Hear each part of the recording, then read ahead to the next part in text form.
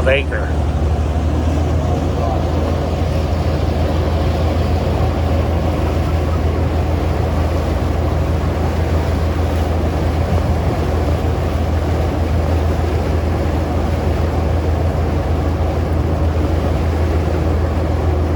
You don't want that after you, that's for sure. I was in the Air Force and the Navy. I couldn't make up my mind, so I did a little bit of both. But I was deployed 11 times. I flew 83 combat missions over Iraq and Afghanistan. Wow. And I've been working in military museums ever since. I used to work at the Museum of Aviation at Robbins Air Force Base for about 4.5 years. I've been here about 2.5 years. So I just rotate to different museums because I love military history. There's the Yorktown. There have been 5 ships named Yorktown throughout history. 6 if you want to include Star Trek. The first 2 Yorktowns were wooden sailing ships, and then there was CB-5, which was the Yorktown, which infamously sunk at the Battle of Midway. This ship was named after that one. Originally, this keel was laid down for the ship on December 1st, 1941. So a week before Pearl Harbor, this ship is already under construction. They originally were going to call her the Bonhomme Richard, but after CB-5 sinks at the Battle of Midway, they called this one also the Yorktown. So that's where we got our name from. This tour takes about an hour and 15 minutes. Is everyone okay with that? All right. And there's lots of ladder climbing. Is everyone okay with climbing up and down ladders? Okay. They're technically stairs, but in the Navy there are no stairs. Everything's a ladder. Okay. I do want to point out the Medal of Honor Museum. This is not part of your tour, but if you get a chance later on, definitely check it out. 3,500 people have received the Medal of Honor since 1862. It's the highest military award you can receive, and 67 of them are still alive today. Awesome. Actually, one of them was just given the award yesterday. The president actually awarded one yesterday. You can always identify the primary mission of any aircraft by which letter of the alphabet it starts with. If it starts with letter A, that's an attack aircraft. B is a bomber, C is cargo, F is a fighter. This aircraft's a B-25, which what does B stand for? Bomber. Bomber. Okay, good. There's a quiz at the end of this tour. So I hope you're all taking notes. You guys are doing really good so far. All right, so Patriots Point is a Navy and Maritime Museum. So all the aircraft here are Navy Marine aircraft. One exception, this is an Army bomber. What's an Army bomber doing on a Navy museum? It doesn't seem to make any sense, does it? In the opening months of World War II, if you were to open a newspaper, it was all bad news. The Japanese had attacked Pearl Harbor. That was the front page of every newspaper. Very bad news. The Marines had surrendered at Wake Island. The British had surrendered at Singapore. MacArthur was fighting a treaty war in the Philippines. So everything was bad news, bad news, bad news. And we needed a media win. So President Roosevelt authorized us to strike Japan. That sounds like a great idea on paper, except that Japan is 10,000 miles away. Now the Army has bombers, but we don't have bombers that can fly 10,000 miles. The Navy has carriers that can get close to Japan, but most carrier-based bombers are small, lightweight aircraft that can't go very far. They can't carry a lot of bombs. So somebody conceived of a crazy idea. What if we put Army bombers on top of the carrier, ship them close to Japan, they can take off, attack Japan, and then land in secret bases in China. This is what was known as the Doolittle raid, named after Lieutenant Colonel Jimmy Doolittle, the commanding officer of the B-25 squadron. On April 18, 1942, they launched 16 B-25s off the USS Hornet. They were supposed to get within 350 miles of Japan. However, they got spotted early by Japanese picket boats, and they had to turn around earlier. The skipper of the ship says, "We launch now, or you go back to Pearl Harbor." So Doolittle had to make a decision. He discovered he does not have enough fuel to safely make it to China from here. Does he take off anyway? Yes, he does. In fact, all 16 bombers take off of the Hornet, knowing full well they don't have enough fuel to make it to safety. Each bomber carries 5 men. That's 16 bombers times 5 men. That's 80 men. 80 men took off the carrier too far away from their landing bases in China, knowing full well they didn't have enough fuel. Each one carried 4 500-pound bombs. They dropped their bombs over Japan, and then they headed to China. Did they make it? No, they didn't. They all ran out of fuel. They either ditched at sea, or they crashed land, or they bailed out. There was one aircraft that made a diversionary landing near bloody Vostok, Russia, but realized Russia was not at war with Japan at the time, so we actually got in trouble for doing that. The aircraft got captured, and the pilots got interned. But the point of the matter is, when Doolittle was back to the United States, he had lost all 16 of his bombers. He expected to get court-martialed. Instead, he receives the Medal of Honor, because the next day, the front page of every newspaper in the United States says, "We bombed Japan," and the morale of the American people rose, and they all rallied behind it. This was the first counteroffensive of World War II. And his weekly radio address, President Roosevelt announced these bombers came from secret bases in Shangri-La. So have you ever heard of Shangri-La? It's a fictitious city. It does not exist. But you can imagine the Japanese looking at their maps trying to figure out where is Shangri-La. I can't find that. It was a little bit of psychological warfare. But again, it was to raise the morale of American people and also demoralize the Japanese. So the Japanese island had never been attacked. In Japan's history is like 5,000 years old. In the history of Japan, they have never fallen under attack. First time in thousands of years. It's a very, very important event in history. Demoralized the Japanese. So as I said, 80 men risked their lives to raise the morale of the American people. And those are those 80 men right over there. I was going to say, did they get honored in any way? Yes, they did. Many of them, well, first of all, anyone who survived automatically got promoted. That's a bonus. Of the 80 men who went on the mission, 69 were made it back to the United States. 3 of them were killed in plane crashes. 8 of them were captured by the Japanese, and the Japanese sentenced them all to death. However, they only actually executed 3 of them, and then a 4th one later on died in a POW camp. But we didn't know about the other 4 were alive. When they said they executed all of them, the word came back to the United States. We did not know until the end of the war that those other 4 were even still alive. So you can imagine their family members and loved ones just to stop them for 4 years that their family members were dead. Now, there's been a lot of Hollywood movies made about the Doolittle raid. In every one of these movies, they always get a tall, debonair actor, play the part of Jimmy Doolittle. In 30 Seconds Over Tokyo, it was Spencer Tracy. In Pearl Harbor, it was Alec Baldwin. Jimmy Doolittle was short, squat, and balding. They always get the wrong actor. Where's Danny DeVito when we or Wallace Shawn or somebody? I mean, hands down, he was the greatest aviator of his generation. They always want to get a tall, good-looking actor to play his part, you know, with full head of hair. Well, you can't see how he's got his hat on. He was bald. Great guy, great man. All right, since you guys are on the special captain's tour today, you guys get a special treat. You get to be flying on board a real live B-25. You guys want to go ahead and climb the stairs, you can exit over here. And if you think it's protected in there, this is a thin sheet of aluminum. This will stop a BB gun. Imagine doing a 13-hour mission with noisy and bouncing and turbulent. Holy mother.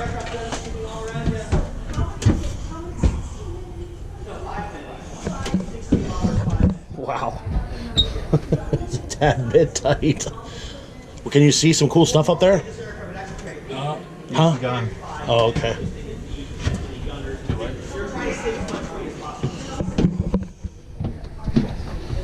What the hell? Yeah, I know. It's a little cramped. Not exactly first class.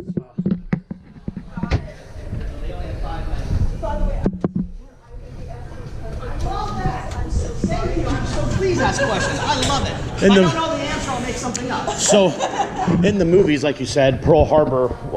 Don't get me started on Well, I wanted to ask, was it true that they? See, here we go again. I'm sorry. Were they normally carved? Do you have the sections? No, that would not. We put that up so visitors don't go through there. Yeah, that would be actually open. Yeah. Did they, like in the movie, they portrayed it that they had to make these a lot lighter so they could take off? Oh yeah, they took so off that lots was of radio equipment and additional. Yeah, right. Anything that was extra weight, they took off. So they could get off the. Every pound of gasoline was needed. Right. Yeah. And they did put 2 dummy broomstick handles in the back, make it look like. Okay. Yeah. That part they did. Okay. Well, Cool. that's not right. That's not right. That's not right. Whereas it's not a history document. So yeah, they did take some Hollywood embellishments, but compared to Pearl Harbor, it is 99%.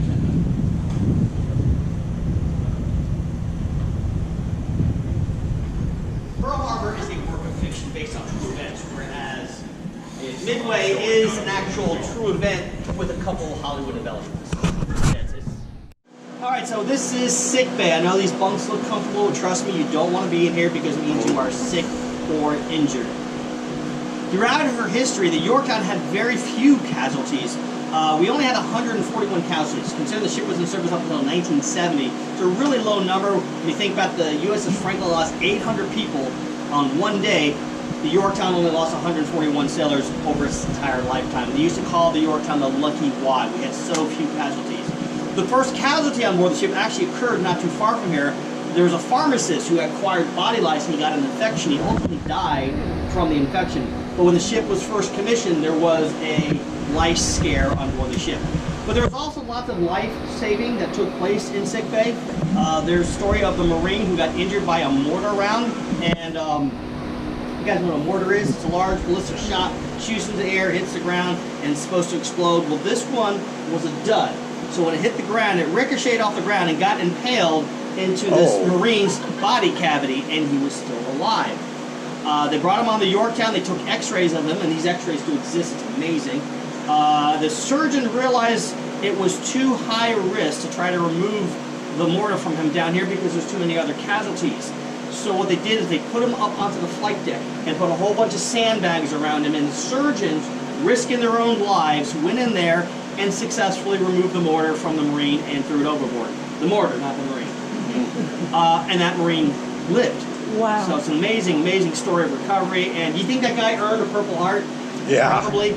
Now, when they award the Purple Heart ceremony, they don't just give it to one person. Usually the skipper waits till there's like 10 or 12 people. So they line all 10, 12 sailors up, and the skipper's giving to their Purple Hearts one at a time. You can imagine while they're standing at attention. Dude, what are you here for? Oh, I got a paper cut in administration. What are you here for? Dude, I had a mortar in my body. You can't compete with that. That guy, you know, he wins hands down. You have the enlisted and you have the officers. The enlisted men make up roughly 85% of the crew. They are the manpower and muscle of the ship. They get all the work done. The officers normally represent the leadership, normally approximately 15% of the crew's officers. There are some allegations that sometimes officers get treated better than the enlisted men. Being prior enlisted and prior officer, I can identify there is some truth to that. As a general rule, the enlisted men were sleeping in bunks stacked 3 high, whereas the officers are normally only stacked 2 high. The officers are actually in a room with 4 people per room, whereas the enlisted men are in a entire berthing area with 50, 60, 80 men per room. So you can identify that for yourselves. That being said, again, this is where the guys will spend their afternoons when they're off or something like that, writing letters back home to loved ones, maybe playing some games and stuff. So that's what you spend a lot of your off time in here. Now, that being said, there is a hierarchy even in the enlisted ranks. For example, they're stacked 3 high here, but normally the highest ranking enlisted member would get the middle bunk. The next highest ranking person would get the bottom bunk, and the lowest ranking enlisted guy has to climb over everyone else. He's going to get the top bunk. There are some advantages to being on the top bunk, however. If this ship is rocking and you're seasick, if this guy gets seasick, these 2 guys are going to be worse than snow back. So there are some advantages to being on the top bunk. While you are deployed, everything you own has to fit in a locker. That's all you get. So this is where you put your PlayStation, your Xbox, your iPad. They had those in World War II, right? Yeah. Absolutely. This is a secondary steering station. I don't like the fact they call it secondary because it implies there's only 2 of them. There's actually several of these throughout the ship. But in the event that the bridge is taken out, we can take some limited control of the helm and the engine from right over here. There are sound powered phones throughout the ship. You can actually get in communication with somebody up on watch, and they can communicate with you to tell you whether or not the ship needs to move forward or left or right. So there is some communications involved. All right, so we're currently on deck 2. So we go downstairs. What's this called? Oh, deck 3. You guys are going to pass your quiz. You're doing. All right, so this is one of the weapons assembly areas. Now, weapons are normally stored at the bottom of the ship, normally deck 6 or deck 7. That's the safest location for them to be. In the event the ship catches on fire, we can actually flood those locations to make sure they don't blow up the magazine. But they can come up here for weapons assembly. And this is one of those elevator shafts right over here. We have another elevator shaft over here. That's what it looks like when the elevator is open. When I say it's an elevator, it's nothing as sophisticated as you think. That's the elevator. They come up here for weapons assembly. They can attach the fusing, attach the tail fins. But ultimately, they have to make the hangar bay to be mounted on the aircraft, except there's no elevator shaft above us. How do they get up there? Well, they have these big, large I-beams all around the ship, and they can transport them to different parts of the ship. And there's another elevator shaft next door, and that takes it up to the hangar bay. You guys remember when we were standing in the hangar bay by the B-25? You saw one of those before. That's actually right above that location over there. There are several weapons assembly areas on this ship, and all of them are connected by 2 elevator shafts. It's very important. You don't want to have one elevator shaft from the top of the ship down to the bottom of the ship, because all it would take is one lucky Japanese bomb to find that elevator shaft, go straight to the bottom and blows your whole magazine. Very, very dangerous. But there have been ships in history that have been lost due to their own magazines exploding. We'll talk more about those later on. 1.92 million gallons of gosh. That's the fuel that's used to power the engines. We have 150,000 horsepower downstairs. Tells the ship at 33 knots. 1.92 million gallons of bunker sea oil. We also carry aviation gasoline. We'd also carry jet fuel. But the most important fuel we carry is coffee. Somewhere on the ship, 24 hours a day, coffee is available. You can't have a ship without coffee. We run out of coffee, we lose the war. All right, so we're getting ready to go into the dental clinic. At the start of World War II, there were about 3,000 dentists in the Navy. Towards the end of World War II, there were closer to 7,000. So oral hygiene became very, very important. As one Marine put it, fit to fight, fit to bite. Do you guys want to pass on through? This is a private tour. Okay, gotcha. That's all right. Yeah, thank you. So and they also realized that this is not the dental clinic for the Yorktown. This is the dental clinic for the entire fleet. So your average cruise and destroyer does not actually have a dentist on board. So these guys would a lot more people than just the crew of the ship. And also understand during World War II, a lot of these young sailors had probably never been to a dentist before in their life. So imagine how much work Depression era. Yeah, the Depression era. So how many people went to a dentist in the Great Depression? I don't know. Probably. Yeah, you weren't not. spending money on a dentist. Yeah, that's, Yeah, who can afford to Right. spend that? You know? Same way sometimes getting paid. I'm like, hold on, let me. Yeah, looking old.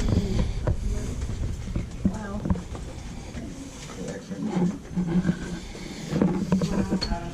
Oh yeah, it's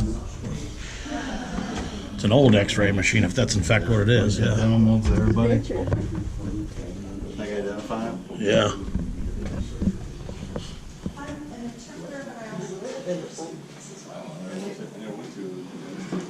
All right, I got a challenge for you. Can you say the word interpreter with your hands behind your back? Yes. Interpreter. Okay. I have to really work at it. Because I will just start moving. I admire that. That's terrific. That's good. It's a second nature to you. That's terrific. All right, so like me, when I walk through I automatically do this. It's second nature to me. You just have to do it. I get it. It's I do like not. Somebody who has any bilingual Oh, really? language, they'll mix in one of the languages. Yeah. It's the same thing. Okay. All right. Sorry, go. So it's like Spanglish, basically. Yeah. Fanglish. Yeah. Okay, Signlish. Okay, Feel how it's good. I rough? like that. It's a good skill to have. It's a wonderful skill. Spence. Yeah. All right, so food preparation. Meals have to be planned 48 hours in advance. So we have 3,500 sailors eating 4 meals a day. That's a lot of food, a lot of planning. Food is normally stored at the bottom of the ship, so there's a constant load of personnel bringing up crates of food from the bottom of the ship up to the top of the ship. It's a never-ending battle. 3,500 sailors, 4 meals a day. Their job never ended. Okay, by the time they're done cleaning up after one meal, they have to start making preparations for the next meal. Very So important. did they have crews that would switch off? Oh, there I go. Well, no, good questions. Because, Well, the ship, let's yeah. see. Normally on ship, you're working 12-hour shifts. Now, there were some people that were permanent mess cranks, and sometimes they would just borrow people from other departments. All right, for the next 3 months, you're working in here, and then they'll put you back in the engine room, we'll put you back as a gunner's mate. So Okay. everybody had a rotation. At some point in your career, you had to work in the mess halls. Usually it's when you're like the lower rank, it's E1 through E3. You're lunch mate, petty officer, chief, they didn't throw you back in there anymore. But there were permanent mess cranks, and then there was like a rotating bunch of people. Because there's just, you always need more people. Everyone has like at least a bit of knowledge of every area of how the ship was. Not necessarily. The people working in the engine room really only knew about the engine room. They didn't know about the bridge or fire control systems. But everyone at some point or another knew something about operating the kitchen. That was the standard. Everyone had to know. Okay. Everyone's a firefighter. Something else. Everyone in the Navy is a firefighter. Doesn't matter what your primary rate is. Everyone is a shipboard firefighter. Everyone. It's like protection. And everyone's a ship.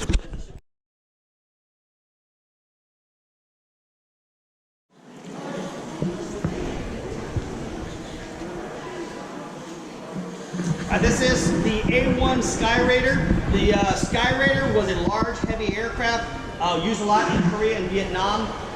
What does A stand for? Attack. Very good. Ground attack aircraft. So fighters are air-to-air, A, ground attack. Armed with 420 millimeter cannons, so the diameter of this bullet are 20 millimeters across. By comparison, the anti-aircraft guns are 40 millimeters, so they're roughly twice the caliber as one of these. The Skyraider could carry 8,000 pounds of bombs. They used to call it the flying dump truck. It carried so many bombs. Also, one of the few aircraft that was actually flown by the Navy, Marines, and the Air Force. Not too often the three military branches agree to fly the same aircraft.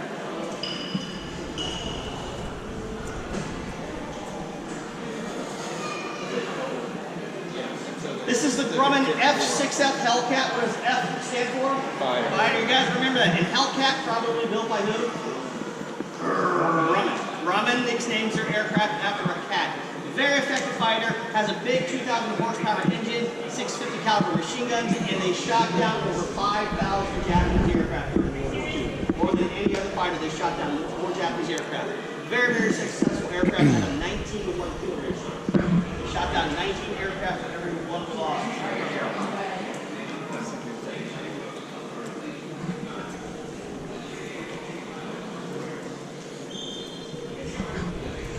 Grumman's still in.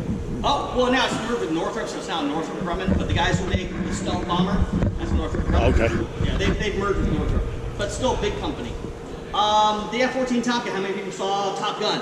Who's the star of Top Gun? Tom Cruise. Wrong answer. The correct answer is the F-14 Oh, Tomcat. jeez. That's Gotcha. Tom Cruise is the best supporting actor. The star of that movie was the F-14 Tomcat. Bill. Thought I was gonna get an award. All right, so this is the Vault F4U Corsair. What does F stand for? Fighter. Good job. Probably one of the most recognized fighters from World War II. It has a very distinctive inverted gull wing. Had nothing to do with speed or maneuverability. Had everything to do with keeping this big, giant 13-foot propeller from hitting the flight deck. It was just designed to keep the propeller from hitting the ground. Very, very effective fighter. The first American fighter to be able to fly faster than 400 miles per hour. Very powerful aircraft. Also a very difficult aircraft to master. They used to call it an ensign killer because a lot of the new pilots were killed learning how to fly the Corsair. The joke was that the Corsair killed more Navy ensigns than the Japanese Navy. Not the most politically correct joke in the world, a little bit of an exaggeration, but it just told you how dangerous this aircraft was to fly. Which is why the Hellcat might have been more popular than the Corsair. The Corsair did not become carrier qualified until 1944. That being said, the land-based Marines and land-based Navy loved flying this aircraft off a nice 3,000-4,000 foot runway. Trying to get this to land on the carrier took some teething process, so it took a while to get this carrier qualified. But once it was in the air, it was a terrific aircraft. Just very, very difficult to land on a carrier. Look where the pilot had to sit. Look how far back he is behind the engine. Hard to see where you're going when you're on approach to landing. Oh wow. Yeah.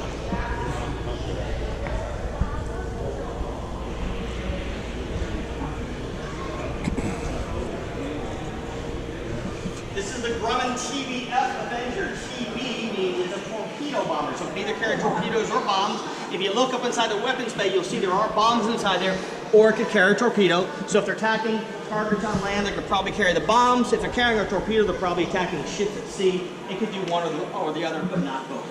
This was the largest, heaviest single-engine aircraft built by the United States during World War II. This is also the same aircraft type that was flown by Lieutenant George H. Bush. Long before he was President of the United States, he was a Navy pilot in World War II, and Lieutenant Bush flew the TBF Avenger. Also, Paul Newman was a tail gunner on the Avenger. If you don't know who Agent 99 is, you probably don't know who Paul Newman is. All right, that's okay.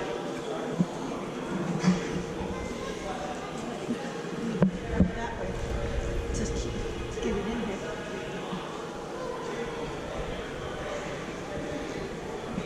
Twist on the wing. This is the Grumman F4F Wildcat. Does that come up? That comes apart like that, right? Is that what you're seeing? Yeah. Yeah, it's built that way. Yeah. Nice now. Yeah. So they could fit more inside the aircraft carrier hangar. Yep. Single most. Okay. I'll explain why. Maybe not as fast or powerful as the Hellcat, the Corsair, but this was available on day one. When the Japanese attacked Pearl Harbor, this was our most numerous fighter. The Hellcat was not available until 1943. The Corsair was not carrier qualified until 1944. So who was fighting the first half of the War in the Pacific? It was the Wildcat. Okay, maybe not the best fighter in the world, it was the best fighter we had right now. As a general rule, American fighters tend to be heavier but stronger than the Japanese fighters. Japanese fighters were very lightweight and very maneuverable, but they weren't as strong. So it's just a difference of construction techniques. That being said, everything was done to make this aircraft as lightweight as possible. For example, there's no electric starter. That was a translation. It has a shotgun starter. You load a shotgun shell, you fire off, and that's how you get No, no started to shit. save some weight. Retractable landing gear was very common. All right, retractable landing gear was very common during World War II, but there is no hydraulic pump on this aircraft. Pilot has to manually crank the handle the landing gear to come up and down. Some aircraft have 4 machine guns, some have 6 machine guns. Believe it or not, it is not confirmed the 4-gun version. Why? Because it's not just the way the gun, all those belts and ammunition that start to add up. The last thing I will talk about is the American emblem underneath the wing there. The American emblem is a big blue circle with a white star and a red dot. Who else has a red dot? China. Yeah, the Japanese. So that's yeah. some confusion. So in 1942, we changed our emblem. You see the aircraft hanging from the ceiling? We took that red dot off in 1942. And then in 1943, we changed it again. We added a bar across here. So we had 3 different American emblems during World War II. Red dot on, red dot off, and then off. He's yeah. Getting confused. This was a dive bomber. This was designed Is that a space shuttle? to dive in on a very, very steep angle to destroy enemy aircraft. It carries 1,600 pounds of bombs. The Dauntless single-handedly sank 4 Japanese carriers at the battle. Dive bomber? Very, very important dive bomber for its time. Swings out You see and the then little dive drops so it brakes doesn't coming hit out the of the propeller. You see the one from the ceiling? You see how the dive brakes, when they come in on a steep See what I angle, mean? they deploy those dive brakes to slow the aircraft down. Now, in the Oh, Navy, okay, gotcha. Are you allowed to have pets on board Bomb the will ship? swing up, way out, and drop so it That doesn't, being you know, said, there were a drop couple the bomb. airmen Right, who freaking clipped the yeah. on board the USS Yorktown during World War II. The dog's name was Scrappy, and we actually have a photograph of him right here. Scrappy is sitting in the cockpit of a Dauntless. He was the ship's mascot. The skipper and the XO were not terribly fond of Scrappy because Scrappy was looking for presents everywhere. That being said, he was good for morale. He was a ship's morale officer, so they kind of looked the other way. We are proud of the U.S. space program, so we have some mock-ups. These aren't the original ones. That's a mock-up of the Mercury capsule. The first 6 Americans in space flew on a Mercury capsule. And then there's the Apollo capsule, which we have here, which of course ultimately was what transported men to the moon. The first mission that actually went around the moon was Apollo 8. Apollo 8 went around the moon, the first man to go around it, and USS Yorktown was the recovery ship. In December of 1968, we were the recovery ship for the Apollo 8 capsule, so we're very proud of our part. Massive top of the aircraft carrier. Each one of these posters is what this ship took down.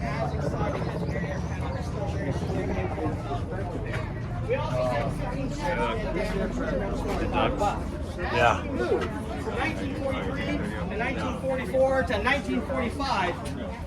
When we get to 1945, you notice we're not shooting down as many aircraft anymore. What happened? You know, pilots lose their skills, they lose fuel. The Japanese were so short on resources. When we came out, as we were walking in, Lots of aircraft destroyed on the ground. No one's coming up in the air. But we do have something new. We have trains. By the end of World War II,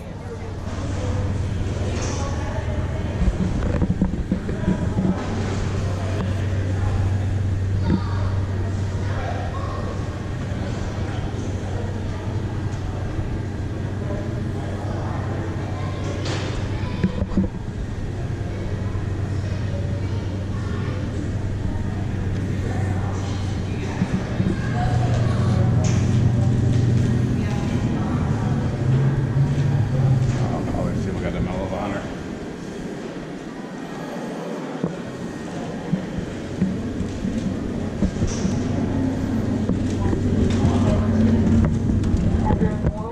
Is trying to be a good neighbor. Freedom of opportunity, we're given this freedom. We have to take it. Freedom means that I can vote for the person I want to vote for, and if I don't like the person that's running, I can run being able myself. to vote means you have a voice in your government. We're very lucky to be able to vote because so many people do not have that right.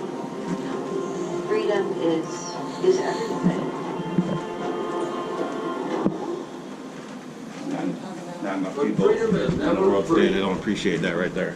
It must be secured, respected. That is a fact. I think freedom is a fragile thing.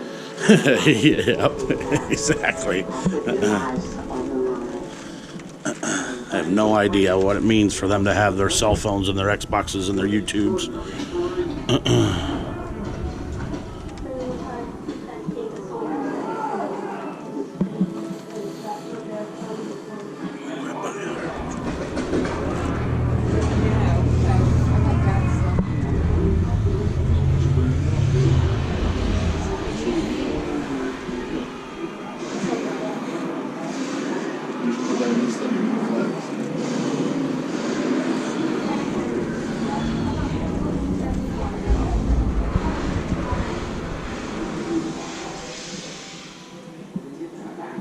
The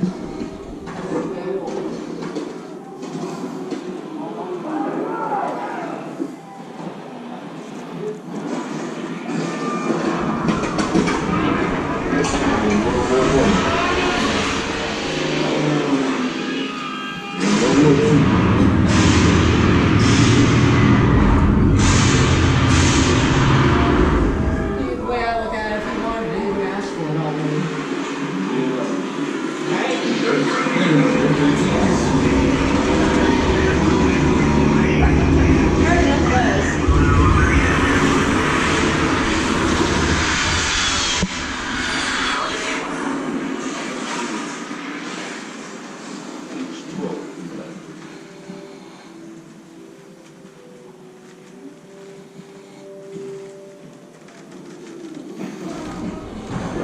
Shit, shots fired.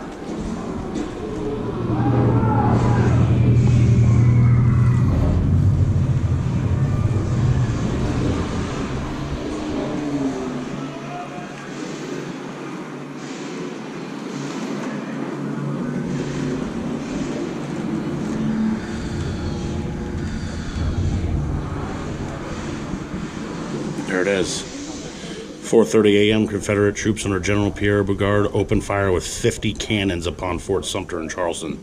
Civil War begins. 4:30 in the morning wake-up call. Yeah. Help.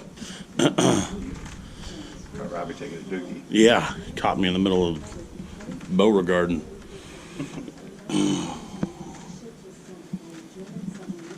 By nightfall, 26,000 men are dead. 26,000 human beings.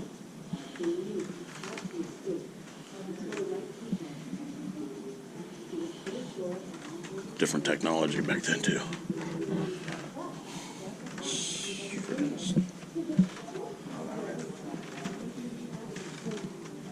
Originally was lost at 12,000. Dude, this shit. Gives me chills. Yeah, just dropping dead bodies everywhere.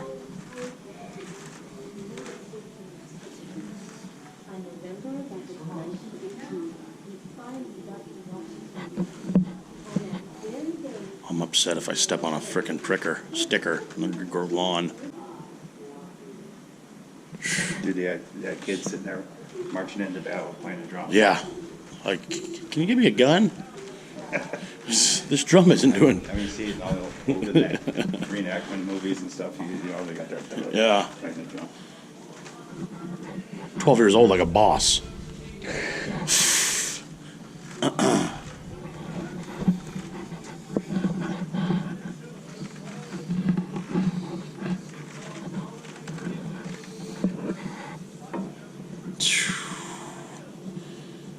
The British lose 400,000 troops. The French lose 400 to 500,000. That is a lot of human beings. Americans lose 4 to 500,000. That's a lot of human beings, dude. Man, bro. War. Yeah, war is not good. That's for sure.